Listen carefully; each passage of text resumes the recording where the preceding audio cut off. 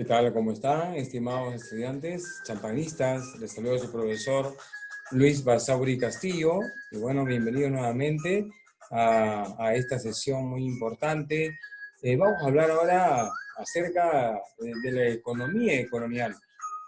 ¿Cuáles fueron algunas de las actividades que se establecieron aquí? Y más que todo acerca de los tributos, ¿no? ¿Qué tributos se impusieron en el sistema financiero durante el virreinato en el Perú? Bueno, y es lo que vamos a hablar hoy día. Esperando pues que prestes atención. Vamos a hablar acerca de este tema que incumbe todo, porque es economía. Y la economía está por todos lados. Muy bien, la economía en las colonias. En el virreinato de Perú, más que todo, pudimos ver que una de las colonias acá, pues, bueno, los españoles que llegaron acá a nuestra tierra, fueron a apropiarse de las tierras, ¿no? Y es cierto, se apropiaron. Y más adelante, después de apropiarse de las tierras, cambiaron el sistema económico. Digamos que sin el tiempo de los incas, el, el factor o la base de la economía fue la agricultura. Pero cuando llegaron los españoles, cambiaron, ¿no? Y los españoles hicieron que la base de la economía en el virreinato sea la minería. Entonces, claro, sin dejar de lado la agricultura, la ganadería, la viticultura, ¿no? Que se establecieron pues con los españoles. Entonces, ellos también trajeron plantaciones como el té, el café, el cacao, el tabaco, la caña de azúcar, el trigo, ¿no? Etcétera, etcétera. También emplearon la mano de obra indígena en su economía.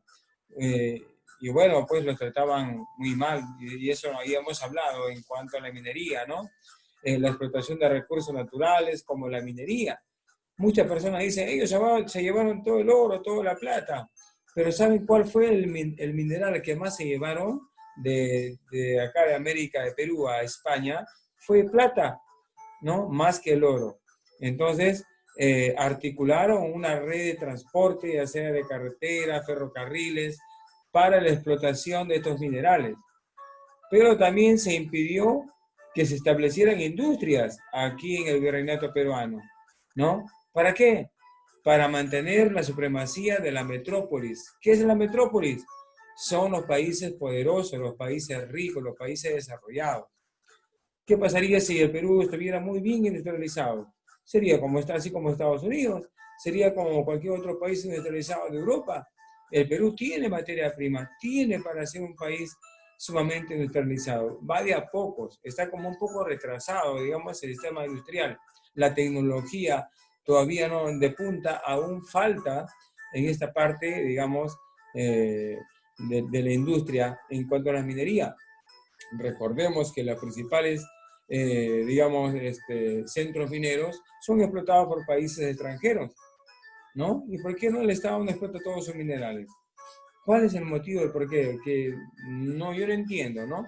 No quiere hacerse cargo del medio ambiente o del ambiente que puede contaminar, no quiere hacerse cargo del pago del personal minero, no sé. Pero yo creo que el Perú debe tomar riendas, en mi punto personal, de que debe tecnificar, hallar una mejor tecnología de punta en la minería y de esta manera convertirse pues en un país, digamos, en camino al desarrollo. Muy bien, el Perú lo tiene todo. Vamos a continuar. ¿Cuáles son las características de la economía colonial? Se basó más que todo en la explotación y la comercialización de los minerales aquí en América, sobre todo el oro, la plata, como les decía. Entonces también España, dentro de su economía, estableció un monopolio comercial. ¿Qué cosa es mono? Mono es uno y pueblo es mercado. O sea, que Perú, Buenos Aires, Argentina, Chile, Venezuela, parte de Cartagena en Colombia, solamente podrían comercializar, sí, solo sí, con España y con ningún otro país. Entonces, las colonias daban sus productos a España, solamente a España, y también compraban solamente a España. A esto se le llama monopolio comercial. ¿Cuántos de ustedes han jugado Monopoly? ¿No? Entonces, ahí, al final, ¿cuántos ganadores hay? ¿Quién es el dueño de todas las casas, de todos los edificios? Es él, solamente hay uno solo. Entonces, monopolio, ¿no? Un solo mercado. Muy bien. Entonces, la comercialización se daba, como les dije, metales preciosos. Y también España representaba el poder económico en América, ¿no? Y fue, bueno, pues, muy bien visto por el resto de países. Por eso que después tuvo problemas con Inglaterra, tuvo problemas con Francia y guerra civil, ¿no? Porque no supo administrar bien todo este balance, digamos, de las colonias. También aparecieron en esta parte de la economía colonial la hacienda pública. La hacienda pública es como si hoy diríamos es el Ministerio de Economía y Finanzas, ¿no? Pero antes se llamó la hacienda pública, ¿no? Entonces era más que todo de carácter administrativo, en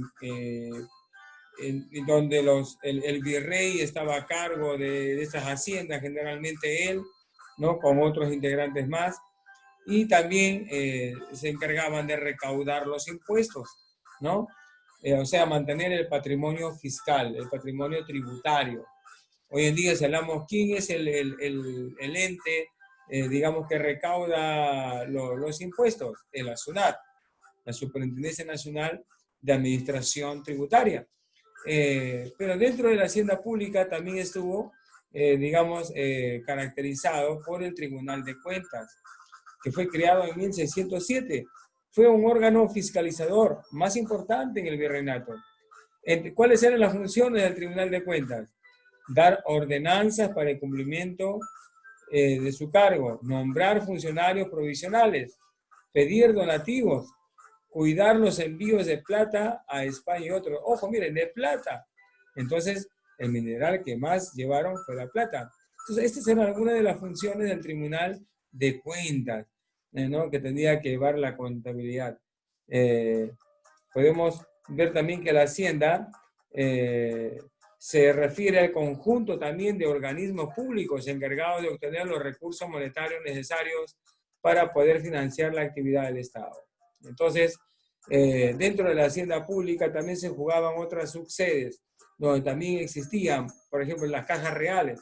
Hubieron caja real de Lima, en Arequipa, en Trujillo, también lo hubo, y en otros lugares del Perú, sobre todo en las intendencias, hubieron cajas reales, que eran algo así como, digamos, las tesorerías de cada región, donde ahí se reunían todas las cobranzas y luego eran remitidos a la ciudad de los Reyes. ¿Cuál era la ciudad de los Reyes? Lima, nuestra capital. Vamos a continuar. Acá todos tenemos las cajas reales que existieron a lo largo y ancho, digamos, del virreinato peruano. Fueron repartidas en todo el virreinato peruano.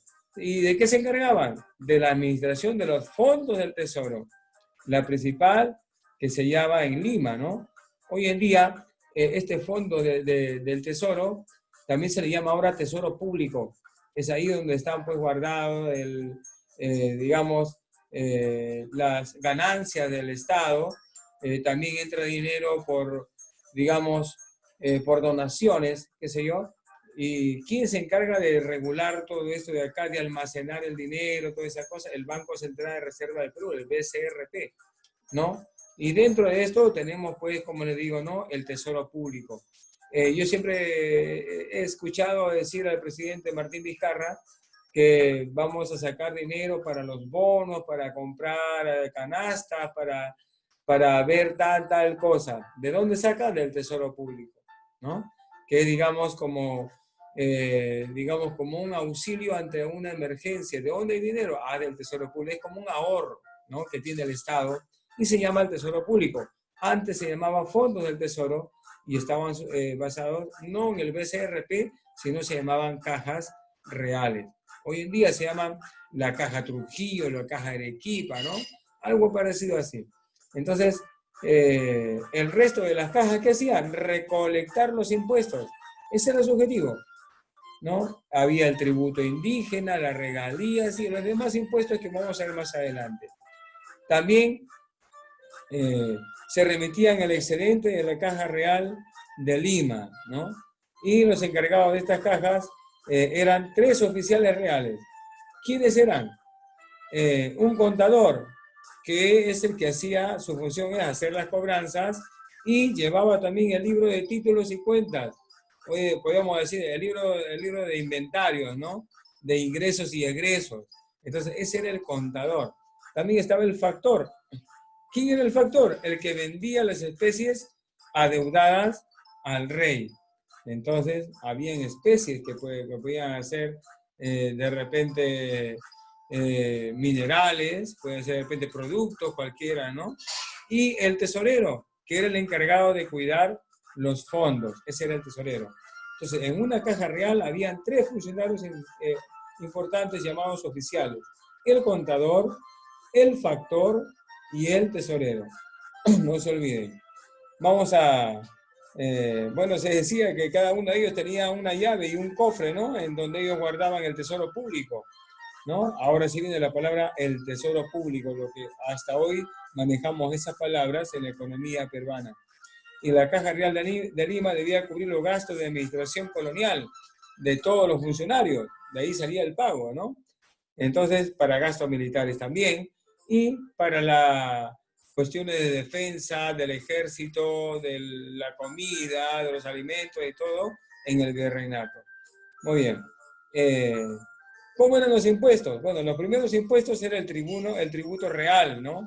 Que fue tal vez el más importante porque la mayor cantidad de gente eran pues indígenas y también habían negros libertos que debían pagar a la corona, al virrey, ¿no? También tenemos la alcabala. ¿Qué era la alcabala? Era un impuesto que se pagaba, que pagaba todo comerciante de bienes raíces, ¿no? Y también pagaba con respecto al transporte de mercadería a una ciudad. También tenemos, más adelante lo vamos también a explicar aún más, el impuesto de armada o el impuesto de la avería. ¿Cuándo se pagaba este? Es decir, se pagaba por la introducción de mercadería de ultramar. Se destinaba al mantenimiento de los puertos y las tartificaciones. Entonces, en los muelles, ¿no? En los puertos también existía un impuesto para pagar, para mantener a esos muelles, ¿no? ¿Y cómo se llamaba? El impuesto de armada o de avería. También estaba el almojarifazgo, que era un impuesto sobre las mercancías a su entrada y salida de los puertos. Era así como la aduana. Hoy en día le llamamos aduana. No se llama almojarifazgo, sino se llama la aduana, que es donde ahí se requisa y se observa, pues, se hace un control y se cobran los impuestos de lo que entra al país y de lo que sale del país. ¿Cómo se llaman? Aduana. Entonces, esos impuestos primeros sucedió durante los primeros años de la conquista, digamos, acá en el virreinato, y eran los tributos, pues, para propiciar, digamos, el desarrollo del virreinato en sí, ¿no? Y para los gastos de vida y de funciones de los funcionarios públicos que existían en el virreinato peruano. Entonces, se implantaron impuestos. A ver, ¿cuáles son los impuestos más resaltantes? Hubieron muchos, ¿ah? Estaba el quinto real, el almojarifazgo, la alcabala, la media nata, también estaba la de ramas, el diezmo, ¿no? La mesada, también estaba la mesada de un mes, ¿no? Y así podemos ver. Vamos a ir por partes. A ver, acá tenemos los principales impuestos.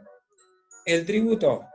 El tributo era un impuesto personal que todo indígena pagaba. ¿Desde qué edad? Desde los 18 hasta los 50 años. Entonces, todo indígena pagaba este impuesto, ¿no? Y era pues, digamos, la tasa era más o menos de 8 pesos, 5 de dinero y 3 en especie. Lo poco que ganaban los indígenas, nuevamente se le daban, digamos, al virrey o al funcionario que se encargaba de cobrar, o en la real, la caja real, qué sé yo, ¿no? Entonces, ese era el tributo perverso que, digamos, se les quitaba prácticamente a los indígenas.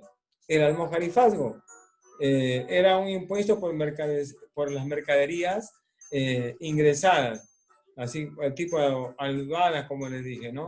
Se pagaba el 5% de su valor. ¿no? O sea, si se costaba 100 soles, tenía que sacar el 5% de 100 soles. Ustedes ya lo saben. También estaba sujeto al 2,5% los productos naturales de América que se embarcaban para Europa. O sea, si tú querías embarcar tu producto para España, tenías que pagar aparte 2,5% del valor total de tu producción, ¿no?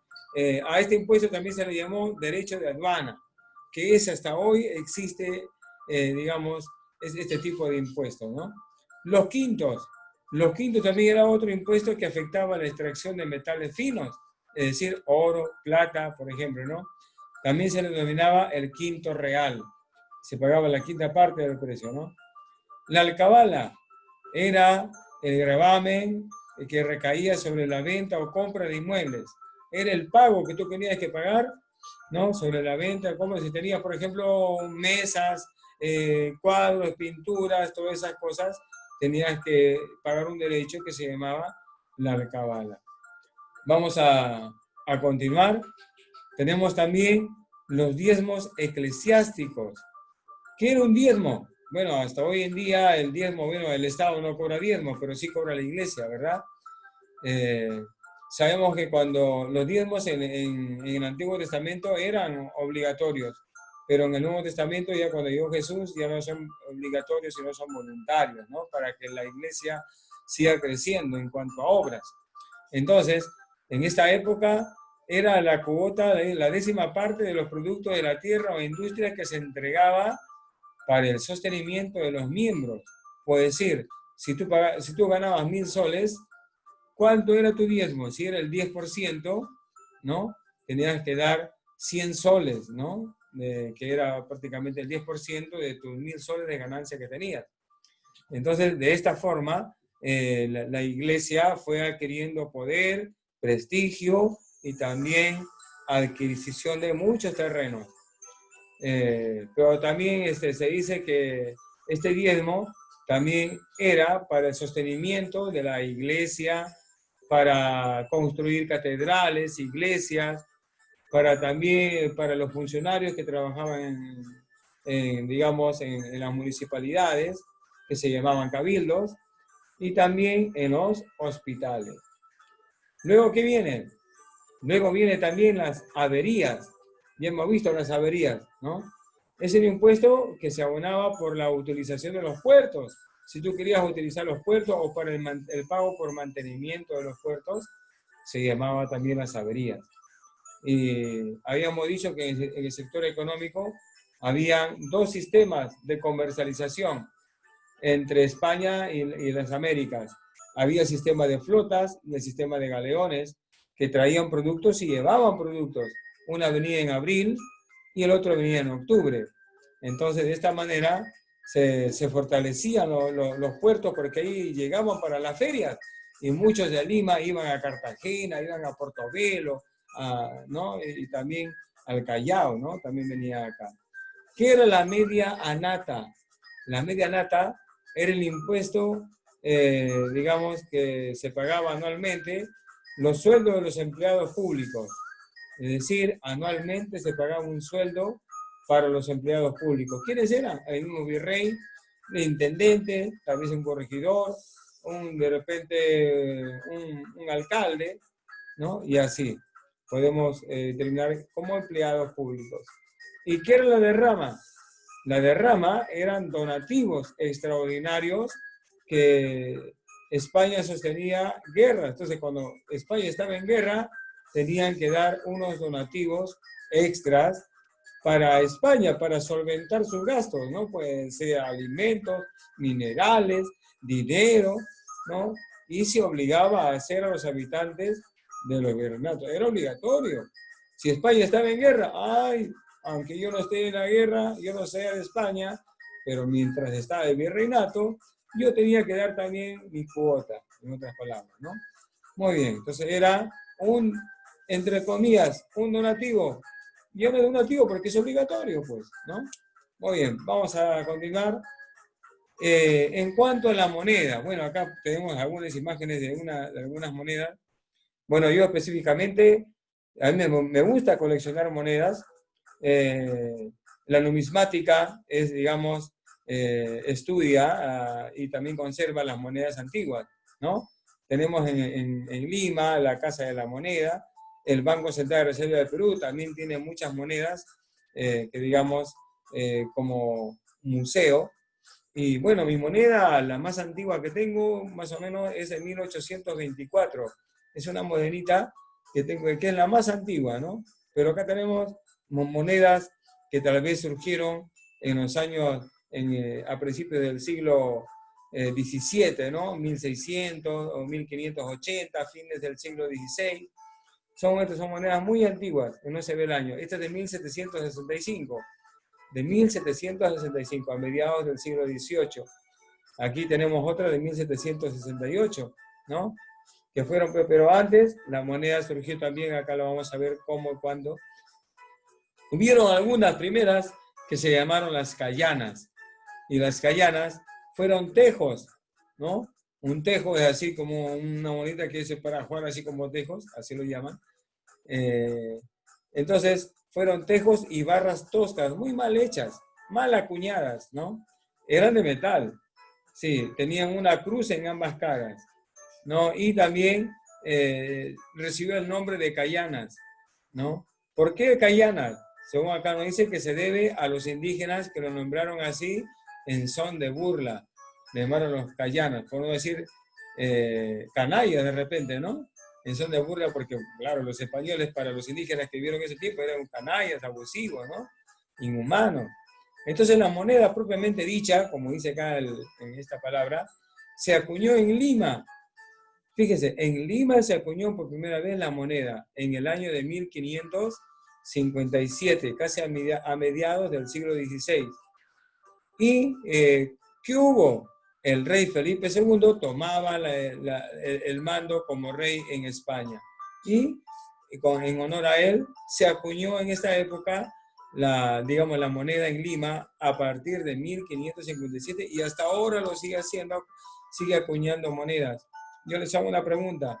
Si yo les enseño un billete de 20 soles, de 10 soles, de 50, de 100 o de 200, ¿será una moneda?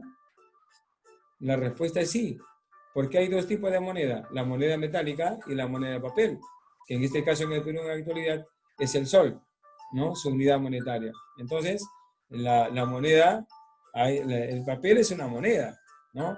Y también la monedita que tenemos desde 1 céntimo hasta 5 soles es la moneda metálica. Así que no se olviden. Bueno, vamos a preguntar en el Zoom. Muy bien, tenemos también que la Real Casa de la Moneda de Lima, la que tenemos acá al fondo, ¿no? Fue creada en 1565, ¿no? Casi digamos, 10 años después. Pero fue trasladada en 1572 a Potosí. Es decir, que de Lima, la Casa de la Moneda de Lima, fue prácticamente trasladada a Potosí, que ojo, le correspondía al Virreinato de Perú, ¿eh? Pero Potosí estaba en el Alto Perú, que es Bolivia, ¿no? ¿Y por qué lo llevaron allí? Porque ahí había mucha plata y acuñaban monedas de plata, así como la que vemos acá en la parte inferior, ¿no? Son monedas de plata. Y estas monedas, y como había cantidad en las minas de Potosí, en el sector de Oruro, ¿no? El sector de Bolivia, o actualmente Bolivia, antes era el Virreinato de Perú, había mucha plata. Y entonces acuñaban ahí estas monedas. Hablando de unidad monetaria, por ejemplo, el peso de 8 reales, ¿no? Había un peso de 8 reales. Tal vez este peso de 8 reales era el que más se utilizó en el Virreinato de América, ¿no? Y había este peso de 8 reales, había fracciones de 4 reales, habían de 2 reales, había de 1 real. Así como nosotros, ¿no? Moneda de sol, moneda de 2 soles, moneda de 5 soles, algo así parecido. Otra moneda que existían era el escudo, también era otro tipo de moneda, así se llamaba, que fueron también el ducado, el doblón y los maravedíes, que eran monedas mucho más pequeñas. Entonces fue así como se fue incursionando digamos, la minería como parte de la economía principal y también el cobro de los impuestos, ¿no? Estos impuestos que hemos visto, el almojarifazgo, los diezmos, el quinto real, la alcabala, ¿no? Son parte, digamos, de la SUNAT, ¿no? Antigua, ¿no?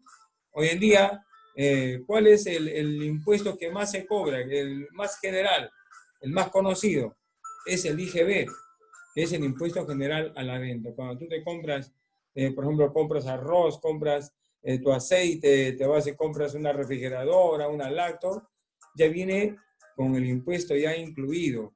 ¿Y cuánto es el impuesto? El 18%, ¿no? Hay algunas empresas que te cobran el impuesto después, ¿no? Te cobran el impuesto después. Pero bueno, todo producto generalmente ya viene con el IGB incluido y pues se carga, ¿no? Al 18% más. De lo que, si por ejemplo cuesta 1.000 soles, lo normal debería ser 1.000 soles, pero más el 18% son 180 soles más, ese equipo te sale costando 1.180. Y ya está con el impuesto, con el IGB incluido. También está el ITF, ¿no? Que es el impuesto tributario financiero, y así hay algunos otros impuestos que en el Perú también se dan, pero el más, digamos, popular es el IGB, el Impuesto General a la Venta. Y bueno, hasta aquí hemos llegado. Gracias por esta oportunidad. Esperemos que te sirva esta explicación de algo para que puedas resolver acá tus actividades.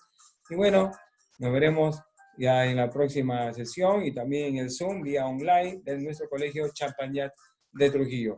Con ustedes estuvo el profesor Luis Basauri Castillo y será pues hasta otra ocasión. Muy bien, me despido y que Dios esté con ustedes y muchas bendiciones. Hasta entonces.